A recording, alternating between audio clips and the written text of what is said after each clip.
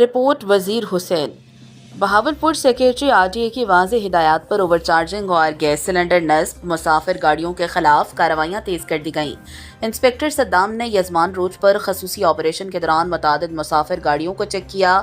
خلاف ورزی کرنے والی گاڑیوں کے چالان اور جرمانے کیے گئے۔ اوور چارجنگ میں ملوث ٹرانسپورٹر سے موقع پر ہی اضافی وصول کیا گیا، کرایہ مسافروں کو واپس کروایا گیا۔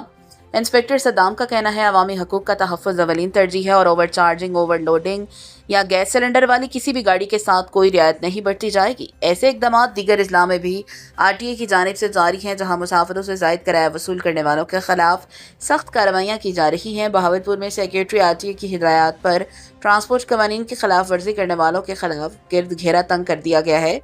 انسپکٹر صدام نے یزمان روڈ پر کارروائی کرتے ہوئے اوور چارجنگ اور گیس سلنڈر نصب گاڑیوں کے خلاف سخت ایکشن لیا۔